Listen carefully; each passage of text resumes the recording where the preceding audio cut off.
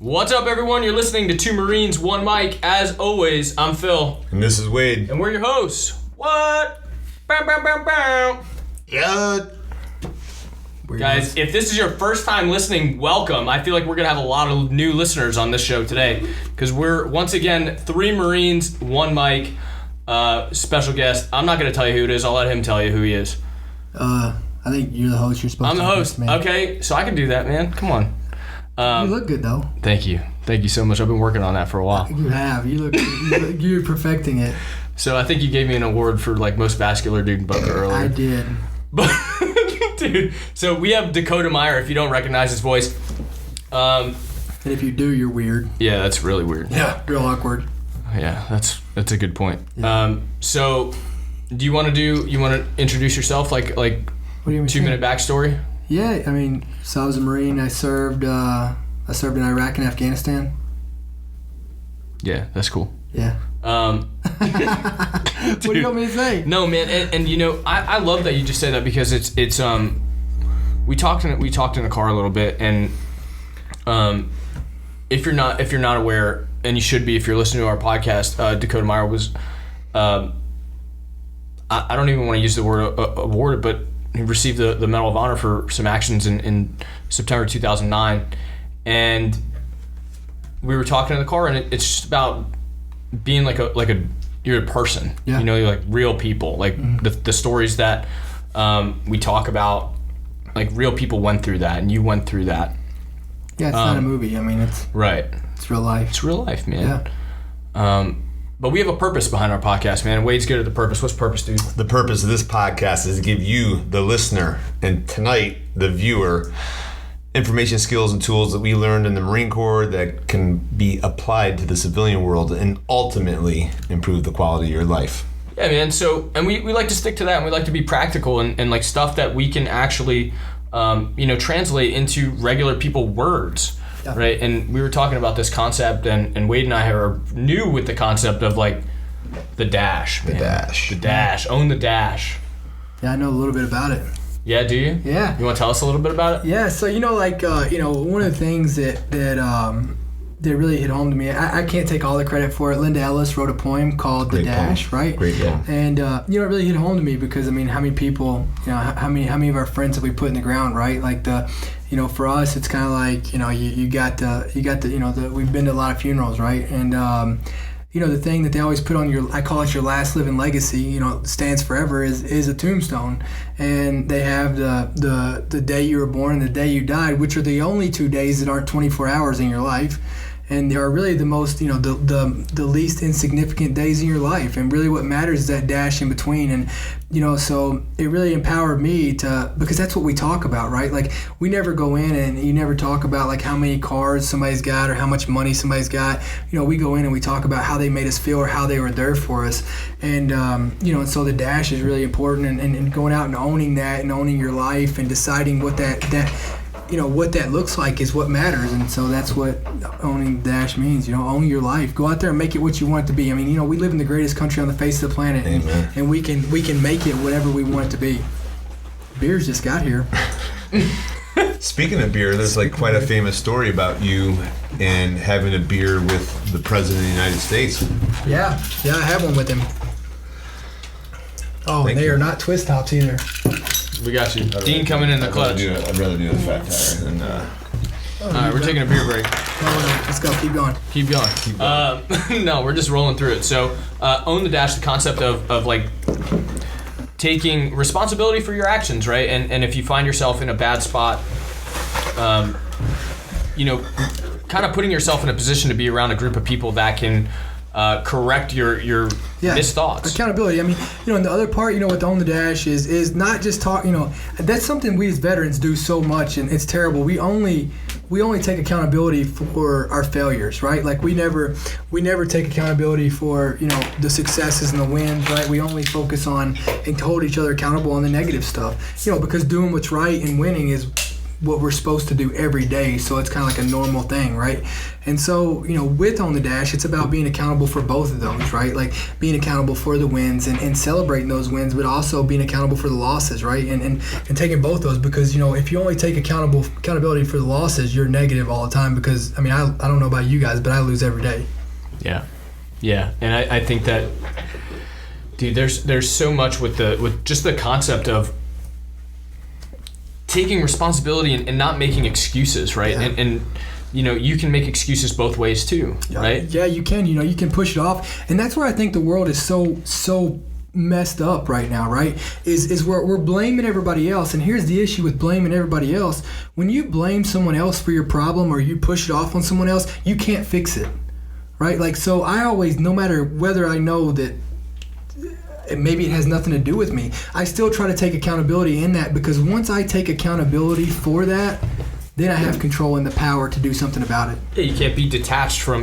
Once you detach yourself from the action, it's not yours. It's not yours. Yeah, it's over. So one of the things I think that really comes across in like a lot of the stuff that I watch on YouTube and listen to your podcast and some other podcasts that you've been on is like this amazing positive attitude. Because obviously, when you're in combat, a lot of these guys get out and start really suffering from missing the brotherhood and the PTSD. And so is there something that you continuously do when you get up in the morning to keep that positive mental attitude? Like all these people, I go around and speak, and just like things like today, right? Like going to your gym and being able to talk to people like that, right there, that's what fuels me back up, right? Like I feel like I'm selfish. I'm selfish because like I get fulfillment out of going in and trying to fulfill others, right? And that's what, I don't go talk to people because to help them. Like I'm actually talking to people to fulfill me back up, and that's where I get it. And so,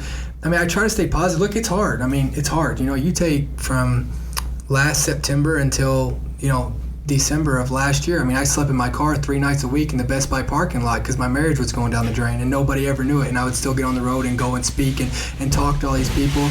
And, so it's one of those deals that, but you got to stay focused on what matters, right? And, I figure out what my purpose is, and that's what I stay focused on. And that purpose has to be bigger than you, because if it's just you and yourself, like if you're just focused on yourself, then, you're gonna get in your own way. And so I think it's about, figuring out what that purpose is, and that's what I do. I think, like, once you outgrow, like, if all you think about is yourself, once you outgrow thought-wise, like yourself, which will not take long, because I'm not the smartest dude in the world. Like I can outthink myself in a heartbeat, right? But when I have a useful purpose behind what I'm doing, it's like you said, it's selfish, man. Like I say that all the time, and I love that. Like me being able to be selfless in certain areas of my life is actually selfish. Yeah, it's selfish because it's helping me. Yeah, right. The more useful that I can be to other people, whether it's saying good morning to somebody, holding a door, or actually being able to make a legitimate difference in somebody's life, whether it's through something that we say on the podcast, whether it's through a random conversation. Someone's always watching, by the way, too. Always. There's always someone that you can make their day better.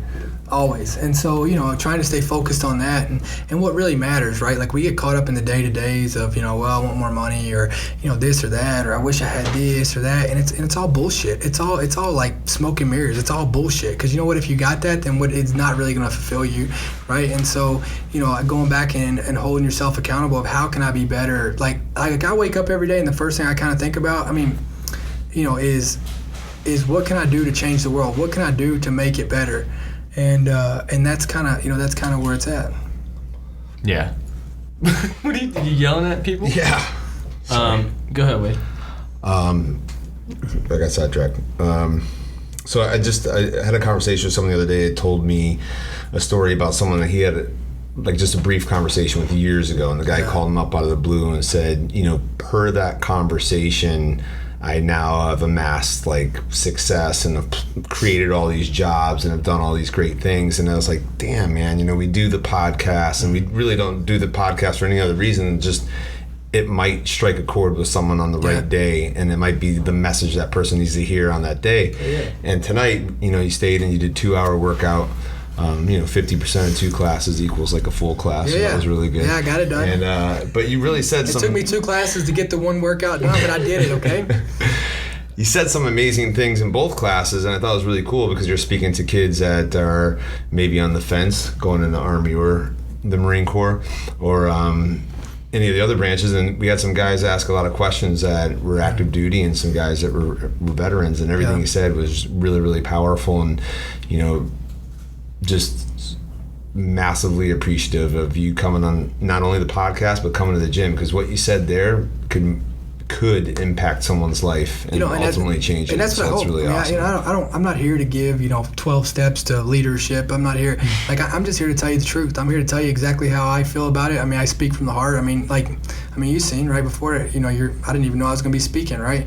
And you're like, I don't really. I mean, what am I going to talk about, right? Like, I want to hear what people. If you got a question or you got something, a thought in your life, like, I'll try to answer that one. But I just tell it how it is, how I see it, and if you don't like it, then fuck off, and if you do like it, then okay. Phil says that a lot on the podcast. If you don't like it, Yeah, well, because I think that everybody's different strokes for different folks, right? It's everybody has their own breed, right? And if the shit that's coming out of my mouth doesn't jive with you, then that's okay, man. I'm not trying to be for everybody. That's fine. Yeah, I'm not here to be for everybody. And what I will tell you is that everything comes out of my mouth, I wholeheartedly believe it, and I'm willing to die for it. So, absolutely. When you can stand behind something that you say, and dude, I'm not saying that I've never changed my mind about something ever, because that's the case, right? Yeah. I change it all the time. Sure. I change my mind changes all the time. My perspective changes all the time. You know what I mean? Like, so often it changes. And but I think that the day that you're set, but my morals and my morals and my foundation don't change. My why doesn't change, right? Like, who I am, and I just apply those same principles to everything. But I'm always willing to change my views, right? I mean, I'm like, you have to be. Convince me, yeah. Because if you're not willing to grow and change and evolutionize, I mean, you're dead. And pivot, man. I think pivoting is probably one of the most valuable things that I've learned in the past few months is being able to be dead set on a course and, like you said, be willing to die for the cause and for my beliefs and for everything that I'm standing for doing this. Hey, somebody says something different to me that, catches my ear, and be able to pivot, man. Column half left a little bit down the street to meet the end goal, man. It's all about the long game. It's all about a conversation. All about the long game, dude. And like Wade was saying, you talked at the gym, dude, and whenever we talk, and a lot of people say this too, man, it's like, if I can reach one person, if I can get one person in a crowd of people, or one person that listens to this podcast, or one person that's watching us on Instagram or on the YouTube machine, that gets something out of this, whether it's from you, from me, from Wade, we did a good job. Yeah. It's about doing a good job, and whether you're you said something, what you were talking about being an asset or a liability, and you were using some very practical situations that you may come across as an asset or a liability, but you can be an asset or a liability with your friends, with your family, in relationships of all kinds, and just like running into people in like the store, man. And I think it's beautiful that you said that, because it's like true. Like, when you can hit an emotional chord with people and it's real, that's different. Yeah, that's what it's about. I mean, you're never too busy to help another person. No. You're never like, tell me what you got on your list that you're too busy to help somebody else. Right. What's more important? Because if you think you're that busy, like, you're not. Do you ever listen to Tim Ferriss? I have some. All right. He asks a question that we use often in the conversational piece. Oh, dude, yeah. And it's a great question. We actually do it like Thanksgiving and holidays and stuff like that. Yeah. It's just a good conversational piece. And he asks people, if you had a blank giant billboard for the world to see, what would it say on it? What would your message to the world be? That's a good question. It would be... I know, because it's not my question. Because I didn't make it up. I don't ask from somebody else's fucking brain. Yeah. It would be, it would be to slow down, step back, and then start looking at what matters, right? I mean, a guy once told me, and it fits for everything, and we just actually talked about this. I was kind of bitching to him about my problems, right? And he said, Dakota, everything you got, he said, if you can write a check or make more money to fix it, you don't have a problem, you have an inconvenience. He said the day that you can't pay or make more money or buy your way out of it, then you have a problem. He said, so when your kid gets sick or you have cancer or something like that, or your wife's sick, or he said that is a problem. He said until then, you don't have problems, you got inconveniences. And so I think people look at it that way, of that perspective, and to, you know, to get off this, you know, stop listening, stop letting other people form your opinions for you, right? Like, stop taking these sound bites and trusting other people to form your opinion. Like, form it yourself. You know, just all this stuff, like start caring about other people. Like, stop desensitizing yourself from other people's suffering. I mean, I see it all the time of people, like I said, you know, I spoke at the gym, not willing to step in to help another person. Like, you know, I get so pissed that I see these people pull their phone out, you know, like Dan Bilzerian, like, fuck him, right? Like, he's a piece of shit. Like, I'm telling you, I would smash that dude's face in a moment's notice, because, you know, he wants to sit here and he's too scared to go help others, but he wants to pull a phone out and Instagram himself. He wants to Instagram himself. Like, I've been shot at, you know, maybe once or twice, but, you know, I've never felt like the first thing that I was going to do when I knew human beings were suffering is pull my Instagram out and start, you know, yeah, I just watched a woman get shot in the face. And it's like, that's someone's mother, daughter, sister. And you're sitting here talking shit about it on Instagram? Like, people like that are so desensitized. They pull their phones out before they go and put a hand out to help. And it's like, we have to change that. Like, the world has to change that. And I think that's kind of our, you know, that would be what I would tell people to do is stop worrying about yourself and start worrying about others. Because if everybody else worried about everybody else, then everybody would be covered, right? You'd have 10 people worrying about you instead of just one. Amen. Yeah, dude. And it goes back in, and you wouldn't have to search vigorously for a you know, we talked about like the 5 closest people to you, because everybody would be looking out for your best interest, man. Everybody. Like, we had a conversation at the gym. So Dakota was brought in, you know, with another supplement company, and we were totally like, hey, that's awesome. Like, like, bring it on. And we had a conversation with the representative from that company, and they were like, hey, you know, guys, we really appreciate you. Yeah. You know, we're all trying to serve a better cause. It's not just about supplements. It's not about just looking good naked, right? We have a greater cause behind what we're doing. Like, we're trying to band together because what are we like? Where everything is better together, you know. And there's plenty of space. Like, you know what?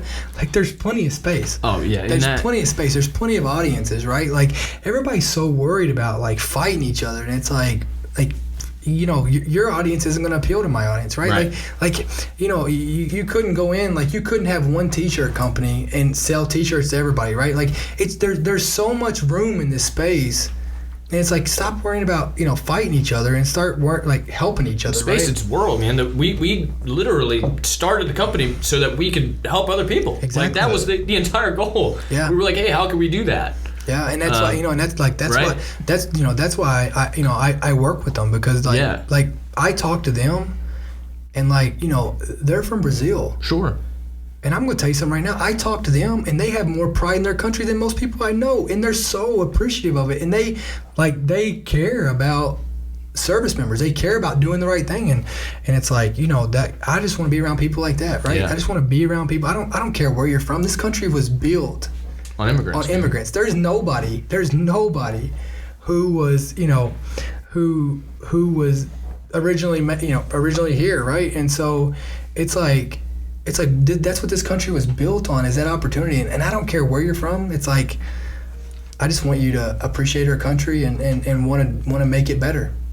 Yeah, I agree. You said no one ever wishes to, you know, no one ever says, hey man, in America that I wish I was Canadian.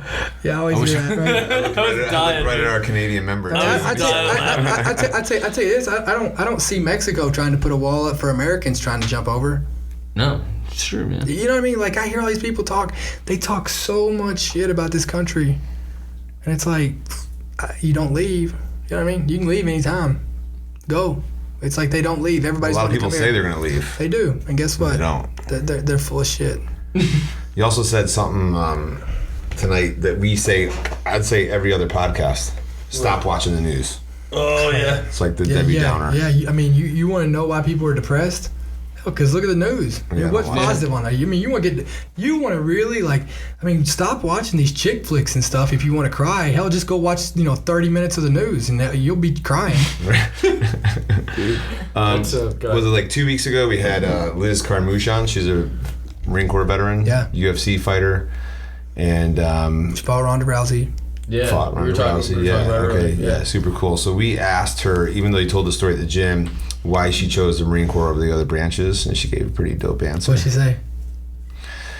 She said that she was working on a couple bases and got to work around a bunch of the different branches, and after she saw that the Air Force takes their physical fitness test on a bicycle and how that would correlate to being in a combat situation, she knew that was not. Hold on, let me get my bike. That's funny. But share with our audience why you chose the Marine Corps.